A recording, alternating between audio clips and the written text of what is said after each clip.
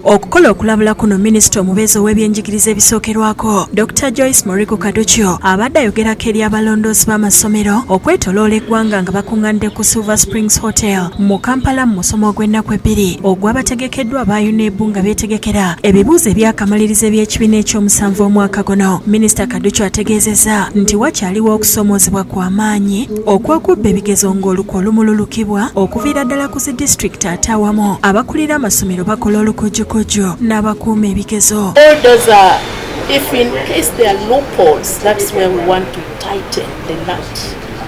So it is subject for discussion. They are going to evaluate, they are going to look at it. District and the city and municipal inspectors of schools are the contacts. They are the ones, the officers whom UNEB uses in the field to coordinate the activities in the field. They should not recruit people who distribute the materials, people with a motorcycle.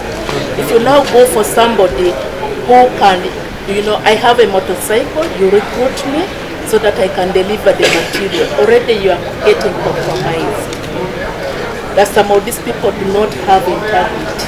Danno Cracho Dong akulira ekitongole kya UNEB agambye nti bakwongera okunyweza n'okuziba emiwaatwa gyonna egibadde gyeyambisibwa mu kubba ebigezo naddala okuwa ebibonereza ebikakali eri abanaakwatibwa. A total of 58,028 people, and these consist of scouts, supervisors, invigilators, and also distributors and some security officers. About 58, nearly 60,000 people. Download the app on App Store or Google Play Store now. Vision Digital Experience, the future of media.